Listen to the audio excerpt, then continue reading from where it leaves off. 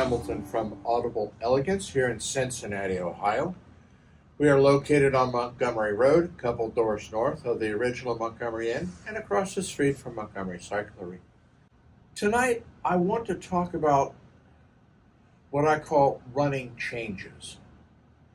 And this is certainly more common in English products than American, but it happens in American products as well. When we think of American products and these running changes, probably one of the most obvious ones comes out of Richard Vandersteen and the Model 2. And the Model 2 has been around a very, very long time. And over this time, Richard has continued to add improvements to the design, tweaks if you want to call them that. So the original Model 2 really has very little to do with current production. And the reason I bring this up is we tried to sell the Vandersteen products and we liked them. They're a worthy product for sure. But what we kept running into is we would present the current version of the product, and then people would haul off and go find a used pair anywhere. I mean, there's all sorts of places you get used gear, thinking that they had purchased what they heard in the store. And that simply was not true. And so while the Model 2 is a long-term designation, they've done other things to it. And of course, there was the CE, but there's continuous tweaks by Richard to his speakers. And I'm glad he does it. He's looking to improve a design that he feels worthy. This is also common in another speaker brand which we do represent, Totem Acoustics. We're starting to run into essentially the same sort of problem that many dealers who sell Vandersteen do with a recognized model name or number, but there are continuous little improvements or tweaks to it. So while you may recognize the name and the name may go back 5, 6, 7, or 8 years, to assume that that older speaker is the same as what you hear currently in any store, well, I wouldn't be so sure about that. We had a recent incident where we had an older floor model with a woofer that failed, probably because of a demonstration. We requested a replacement woofer, and we were advised, well, if you want to be current with what we're doing now, you'll need to get 2 woofers, because the woofer we're now using is not what we used in an earlier production of the unit. And so we're going to get 2 woofers to bring in, up to current spec. We certainly don't want mismatched drivers. Nobody would want that, to make it current. This also happens quite often, actually, in English products. I refer to the English manufacturers and hobbyists as really happy tweakers.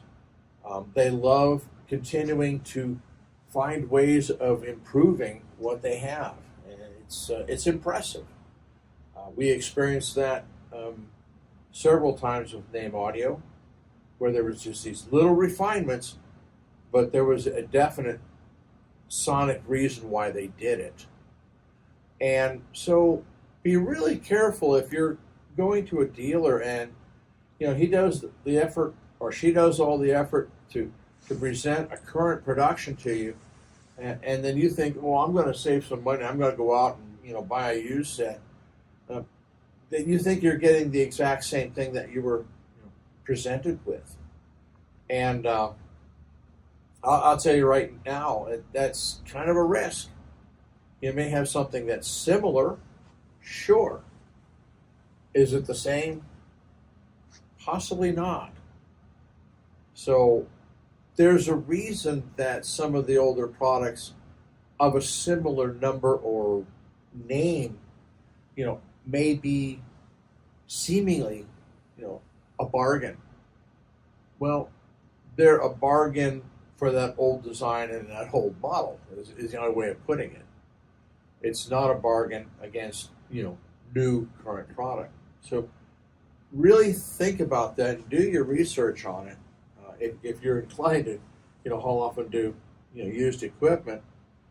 Similarly, as I've said in other videos, if that's your inclination, please be respectful of the dealer and not waste their time doing presentations. We had one, we spent 3 different salesmen in about 6.5 hours, and they bought used.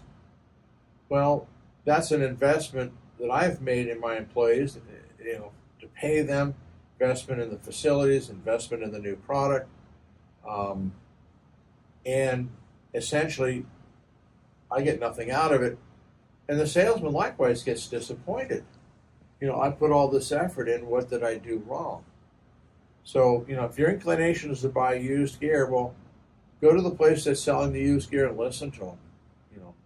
Don't waste a dealer who's trying to make a living, do that to them. As I said before, that's stealing. You're stealing time. And it's just not the way you should do things to people.